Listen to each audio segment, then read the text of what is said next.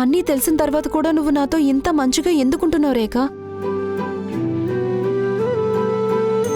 Narmada aunty, నా కళ్ళల్లోకి చూడండి.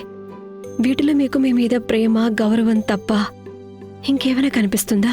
రేఖ, నాకు గనుక మీ నాన్నగారి డెత్తో ఏ విధంగా అయినా సంబంధం ఉండుంటే ప్రపంచం సంగతి వదిలే, నేను నిన్ను స్వయంగా నన్ను ఎలా ఫేస్ చేయగలను?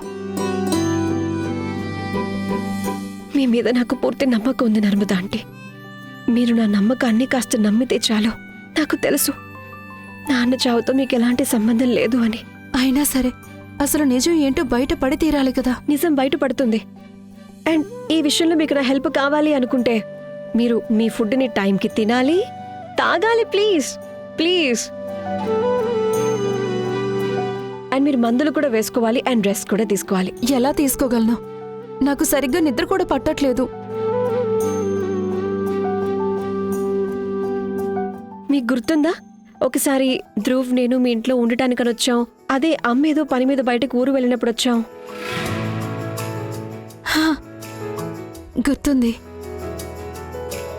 అది ఎంత చక్కటి రోజో కదా. నువ్వు, ధ్రువ్, రోహిత్ రాత్రంతా మేడ మీద చుక్కలు లెక్క పెడుతూ ఉండిపోయారు. అండ్ మీరు మాకు ఒక జోలపాట కూడా పాడారు. ఆ జోలపాట ఇప్పటికీ నాకు గుర్తుంది. ఈ రోజు నేను మీకోసం అది పాడొచ్చా? పడుకోండి.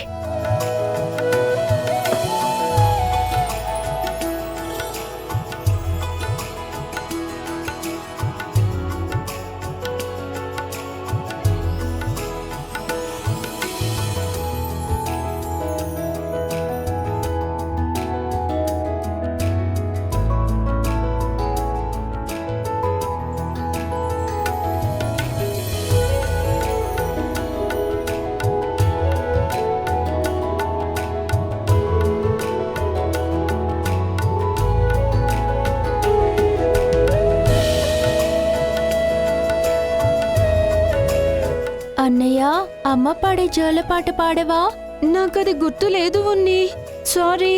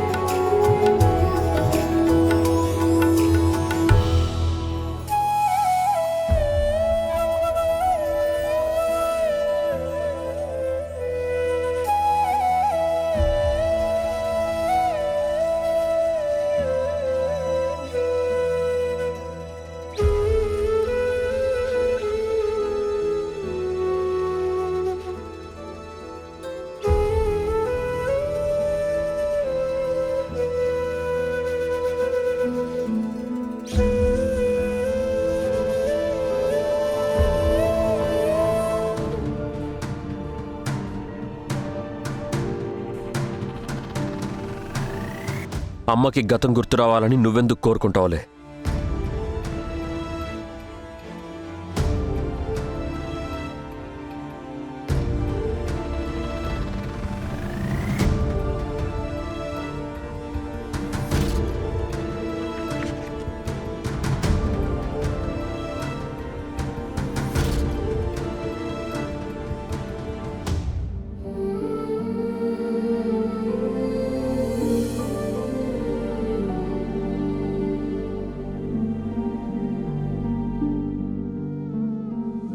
నువ్వు చెప్పింది నిజమే రాఘవ్. నాకస్సలు ఇష్టం లేదు అమ్మకు గతం గుర్తు రావటం. ఎందుకంటే నాకు తెలుసు ఒకవేళ అలా జరిగితే అమ్మ నన్ను వదిలి వెళ్ళిపోతుందని.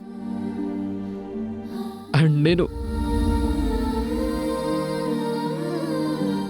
శాశ్వతంగా ఒంటరివాణ్ణి అయిపోతాను. నాకున్నది అమ్మ ఒక్కతే కదా. నేను బతుకుండడానికి కారణం నా సంతోషాలన్నీ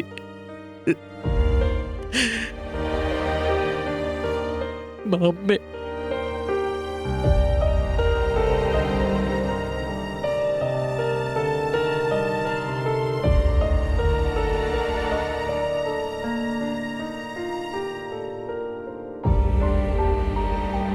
Say cheese!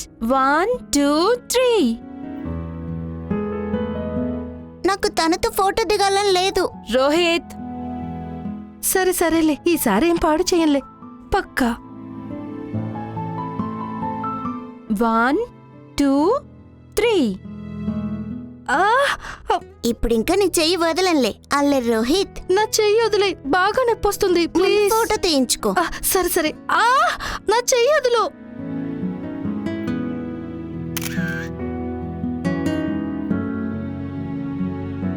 నేను తిరిగి వచ్చిన దగ్గర నుంచి నేను నీతో చాలా మిస్బిహేవ్ చేశాను రేఖ. చాలా పొగరుగా మాట్లాడాను కూడా. నేను నీకు సారీ చెప్పాలి. ఏం చేస్తున్నావు రోహిత్? తన పొగరబోతు హస్బెండ్ గురించి ఆలోచించు. ఈ టైంలో గనక నువ్వు తనకు కాల్ చేస్తే అతను తప్పుగా అనుకుంటాడు. ఓ పని చేస్తాను, రేపు నిన్ను డైరెక్ట్గా కలిసి సారీ చెప్తాను రేఖ. బాబోయ్, ఏంటి ఇంత వేడిగా ఉంది? వీరేంద్ర, నీ కార్లో ఏసీ లేదా? ఏసీ ఆన్ చేయి వీరేంద్ర. నీకు కూడా ఏసీ నాలాగే దగ్గరగా ఉందిగా, నువ్వే వేసుకోవచ్చు కదా. నువ్వు చూసావా? రాఘవ నర్మద మీద ప్రాణం పెట్టేస్తున్నాడు. నువ్వు మీ అమ్మ కోసం ఏసీ కూడా వేలేవా? రాఘవ్ వాళ్ళమ్మ తన మీద ప్రాణం పెట్టేస్తుంది, అంతేకాని ఎవరి ప్రాణాలు తీయదు. అందుకని నువ్వు ఆవిడతో మాత్రం కంపేర్ చేసుకోకు. పిచ్చివాగుడు కట్టి పెట్టి ఏసీ ఆన్ చేయి. నువ్వే వేసుకోమ్మా. ఇప్పుడు ఇంకా నువ్వే వేయాలి. ఏసీ వేయి. నేను సరే వేయను. సరే అమ్మా. ఇంతకీ నువ్విప్పుడు ఆ నర్మదతో పోటీ పడుతున్నావా? నువ్వు ఆవిడ స్కిన్ చూసావా? ఎంత గ్లో అవుతుందో, కానీ నీ ముఖం మీద ముడతలు వచ్చేస్తున్నాయి. నీకు చూపు మందగించినట్టుంది. సరిగ్గా చూడు. నా స్కిన్ చాలా బ్యూటిఫుల్, అలాగే శుతిమెత్తగా ఉంటుంది. అసలైనా నర్మద తన బాహ్య సౌందర్యంతో ఏం చేస్తుందిలే. ఎందుకంటే నేనిప్పుడు ఏదైతే చేయబోతున్నానో దాంతో తన మైండ్ మొత్తం పాడవబోతోంది. ఏంటి తను ఇంకా రాలేదు?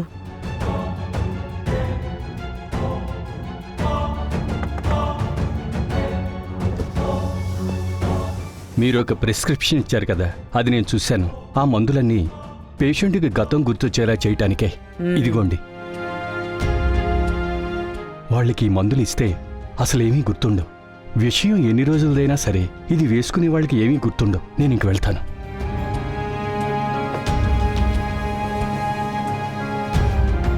అమ్మా, నాకు ఈ పని చాలా ప్రమాదకరం అనిపిస్తోంది.